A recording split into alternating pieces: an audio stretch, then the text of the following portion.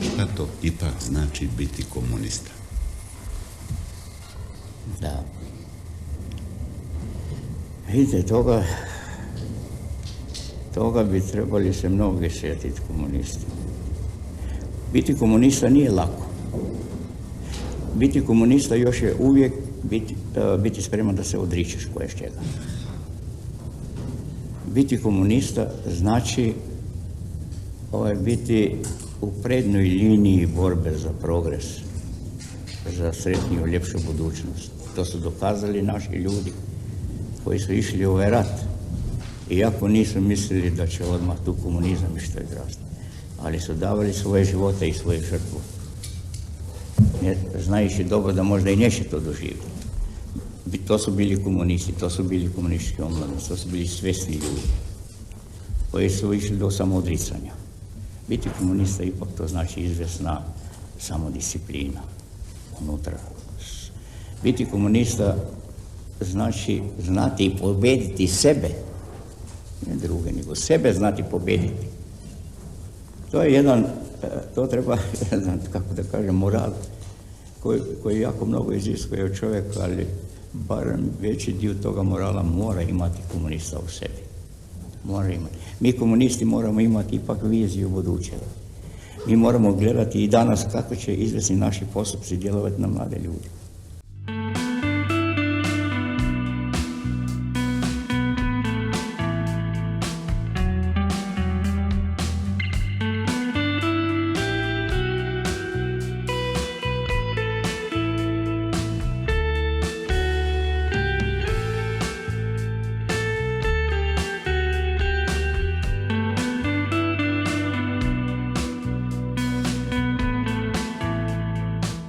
Dobar dan, dragi moji, dobrodošli na kanal Deda Mileta kuhinje. Kao što ste vidjeli već u početku klipa, danas spremamo šiš kebab ili chicken šašlik, koji su volili dva velika državnika. Pričat ćemo u toku snimanja o čemu se radi. Idemo na spremanje. Evo, ja sam ovdje pripremio, znači sve sastojke koje budu bili potrebni, imat ćete u opisu klipa kao i uvek, kao u toku snimanja ja vam uvek i kažem otprilike šta vam treba. Znači ovdje sam odvojio jedno 600 grama pilećih prsa. I sad ću to fino isjeći na kockice. Zašto? Jer mi je posle to potrebno za, evo vidite ove štepiće koje imam, da to lepo ređam i pravim jedan lep, kako bih ja rekao, niz za grilovanje. Znači, piletinu sečemo na kockice, znači da to bude, eto, može da bude i ovako na pola, a može da bude i ovako celo. Evo ovako, celo, sečemo na kockice i to ćemo posle da radimo u jednoj finoj marinadi, vidjet ćete. Ovaj recept sam iskopao opet u Deda Miletovoj knjižnici, kao i uvek, i naravno to je jedan recept koji je čika Siniša, Deda Siniša, dao Deda Miletu. A taj recept potiče iz, verovali ne, Rusije. Šta nam to govori? Govori nam da je naš predsjednik Tito 1945. godine, po priči, znači, Deda Siniše, čika Siniše, posjetio Rusiju. To verovatno i kroz istoriju mi svi znamo. I na toj trpezi, tadašnjoj trpezi koju on tamo, koja je bila priređena za njega, on je uočio ovaj recept. To je ovaj, kako bih ja rekao, šašlik. I s vremenom, kad je čika Siniša počeo da radi kod njega i kad je prešao da radi u rezidenciju Josipa Broza Tita, našeg predsjednika, jednom prilikom su njih dvoje se zatekli u kuhinji i tako su kroz neki neobavezni, što se kaže, neobaveznu konverzaciju, došli do toga da je Tito njega pitao da li je on u stanju da napravi jedan recept koji je voleo Staljin, a koji se njemu izuzetno svideo kad ga je probao. Čika Siniša je rekao da naravno može to da proba da uradi i da će sigurno se potruditi da to bude original. On je rekao čemu se radi i Deda Siniša, čika Siniša, kako god hoćete, je pronašao original recept i napravio je to našem predsjedniku. To je Tito voleo, kažu, izuzetno i više puta mesečno ga je koristio. Po priči čika Siniše je to bilo tako. Ja sam sada danas uzeo da napravim po toj priči, znači po originalnom to receptu koju vam dao našem Deda Miletu, znači taj recept sam danas odlučio da napravim za vas. Kada smo to isekli sad na kockice, radimo to fino jednu lepu marinadu, znači stavit ćemo to ovde u ovu činiju. Znači, nemojte da bude to nešto sad precizno prave kockice, ovolike, onolike, otprilike kockice koje će ići na, što bih ja rekao, posle toga na roštilj. To jest ne na roštilj, nego ćemo da ih pečemo, možete u rerni, možete na grill, kako god hoćete. Sad kad smo stavili ovde piletinu, imali smo đumbir. Znači ja sam uzeo domaći svež đumbir, a inače imate ga i u teglicama. Ako nađete da je u teglicama, ja nisam našao, možete koristiti njega, ja sam uzeo domaći. To ćemo fino izrendati. Sada sam uzeo 2 bela luka, 2 čenjada, možete 2, 3, kako god hoćete. Isto ću ih ovako ovde na ovo ručno rende samo izrendati.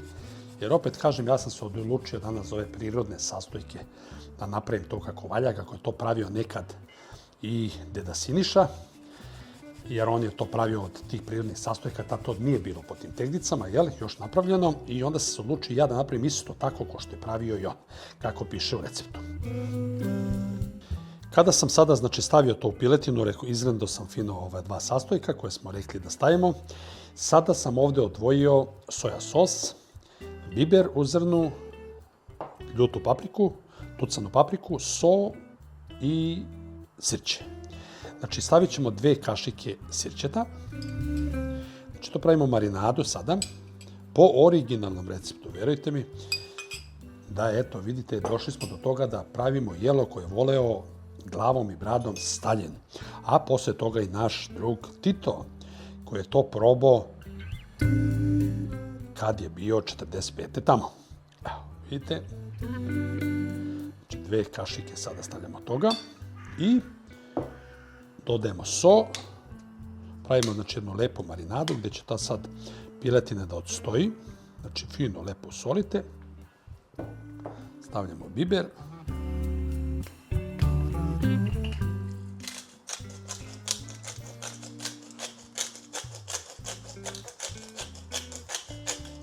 Pa kad su to voleli ti državnici, što se ne kaže taki velikani, volećemo valjda i mi. Ja to volim sve da probam i ja sam prosto, kako bih ja rekao, ljubitelj tih stvari, tog nekog starog vremena u kome smo živjeli. I eto, bar malo da osetimo taj način života koji su živjeli ti ljudi, jel te, kao što su bili Tito i Staljin. Pa ako ništa drugo, kroz hranu. Kada smo stavili, znači, sve začine koje smo trebali, ovo ćemo sad fino lepo umešati, znači piletinu, i onda ćemo to fino da ostavimo da odstoji, da upije, znači, stečnost i sve ove, što se kaže, ukuse i mirise. I preći ćemo na dalje pripreme, znači na pripremu ostalih sastojaka koje nam treba za ovaj divan recept. Vraćamo se u vreme komunizma i u vreme Staljina i Tita. Ako ništa drugo, za ovu lepu današnju poslasticu. Evo, mogu vam kažem da već sad lepo miriše i da jedva čekam da ovo napravim. Sada, znači, kada smo to pripremili, tu marinadu, i stavili sve što nam je potrebno, znači u nju od začina, ovde sam odvojio 2 paprike. Jedna žuta, jedna crvena, evo vidite, i 2 paradajsa i 3 crvena luka. Znači, kažem, ovo pravim po originalnom receptu, tako da sve što je napisano da treba, ja sam to uspeo da nabavim. Šta radimo? Sečemo papriku na četvrtke. Evo, ovako vidite, kad sečemo, bukvalno trebamo da izvadimo papriku, evo ovako. I sad je sečemo na pola. Zašto? Da kad budemo stavili posle parče mesa, da bukvalno nalegne na to, kad budemo slagali. Evo, to nam je dovoljno, znači, da paprikicu. I tako sečemo, znači, do kraja. Kada smo pripremili papriku, znači, evo vidite, crvenu i žutu, prelazimo na paradajs. Isto tako ćemo da radimo i sa paradajsom. Znači, iseći ćemo ga na 4, ili, jel te, na pola, kako god hoćete, ovako. Naravno, ovu ćemo petljikicu uvek da očistimo. I isto tako, evo ovako, samo na polovinu. To bi bilo to. Ponovo čistimo ovu petljikicu. Mogu da vam kažem da naši vladari su znali šta valja.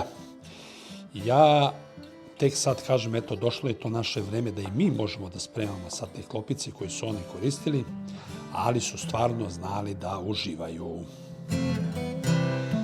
Kada smo isekli paradajz, prelazimo na crveni luk. Znači, crveni luk, on je po originalnom receptu isti postupak kao i ovde. S tim što je on manji, kad je veća glavica, isto ćemo ga seći na četvrtke pa na pola, pošto je ova manja glavica, znači samo na četvrtke. Evo, to bi bilo to. Ako vam je debelo kad ređate, znači samo odvojite parčence i stavljate ovako. Kako vam god volja. Sve zavisi koliko vam ispadne, znači, što se ono kaže, komada, ovih koje ćemo praviti. Ja sam odlučio da pošto sam stvarno dobio veliki odziv ljudi koji me prati i tražili su mi da spremam recepte, ako imam tako, od naših državnika, poznatih ličnosti, od ljudi koji su, na neki način obeležili naše živote, našu, što se kaže, mladost. I ja se uvek trudim da sve te recepte koje sam iskopao, kažem, kod Deda Mileta, koje on sakupljao, a i njegov prijatelj Čika Siniša, Deda Siniša, ja ga zovem Čika Siniša, da podelim i sa vama. Sada kada smo sve pripremili, znači ovo nam već stoji u marinadi dok smo ovo pripremali, ova se marinada radi iz 2 dela. Znači, ja kažem, pravimo po originalnom receptu kako je to pravio Čika Siniša našem predsedniku. Šta sad radimo? Stavljamo unutra papriku, znači koju smo isekli, znači na kockice. Evo ovako. Znači, to sjedinjavamo i dodajemo odmah i paradajz, znači koji smo stavili, i na kraju dodajemo luk. Znači, rekao sam, apsolutno je važno da sečete samo na kockice. Znači, sad kad smo to uradili, imamo ovde pastu paradajsa, znači koju smo stavili otprilike 2 kašike. Ja sam stavio sve u jednu, koju ćemo isto sipati ovde i dodajemo 2 kašike ulja. 2 kašike ulja. Znači, 1, 2. I sada sve to lepo sjedinjujemo, dobro da se to fino umeša, znači ona prva marinada i meso koje već stoji i ova druga polovina marinade koju smo sad sipali, da se lepo, fino sve to umeša i pola sata da odstoji. I onda prelazimo na dalje spremanje. Dragi moji, sad kad je ovo fino ostajalo u marinadi, evo vidite, znači pola sata, krećemo sa slaganjem. Uzimamo prvo luk. Evo, znači luk i on ide prvi. Znači prvi ide lukić, posle toga ide crvena paprikica. Ovako, posle crvene idemo žutu paprikicu. Ovako. Posle žute paprikice ide mesce. Mesce. Ovako, to otprilike treba da ide to. Sada posle toga stavljamo paradajz. Znači, tražimo paradajz, evo ga, paradajz, i sada stavljamo njega. I tako idemo red do gore. Završavamo sa lukom. Znači, sad opet posle toga idemo, znači, rekli smo luk i tako dalje. Znači, kažem, naši vladari su znali da uživaju, tu nema nikakve priče neosporne da oni nisu znali. Pa pazite, kad je ovo voleo da jede drug Stalin. O čemu mi onda pričamo? Znači, ja sam ovo probao i verujte mi na reč da sam se oduševio više puta koliko je ovo ukusno. Znači, to ćete vidjeti i vi kad budete probali. Znači, jedna divna poslastica, gurmanska, što bih ja rekao, prava gurmanska poslastica. Ja ću to peći na žici i posudi koju imam u rerni, jer ne mogu da pešem na grilu, nemam uslove ovde da živim u stanu. Vi možete peći na grilu, možete pevati na roštilju, ako imate onaj kućni roštilj. Znači, sasvim je svejedno gde imate uslova, tu radite.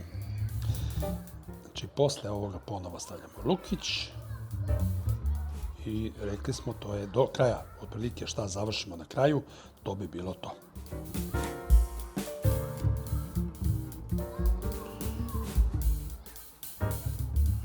Tako idemo do kraja.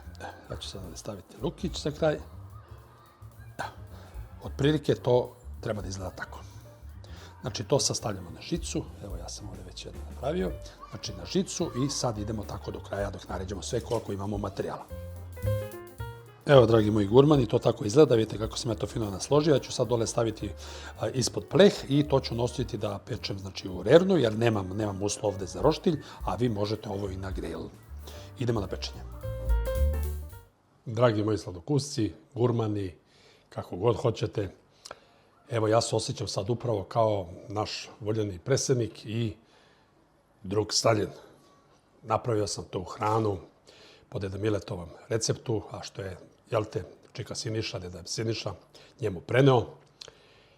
Originalni recept, znači, i verujte mi da uživam u samom pogledu, a kamoli u hrani. Ja sam ovo već probao, ali verujte mi, kad vi budete probali, oduševit ćete se.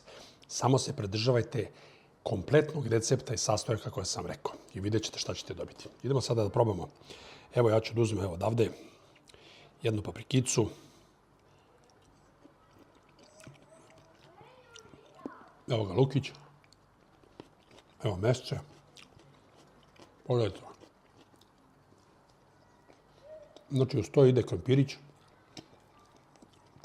Znači, krompirić. Sir.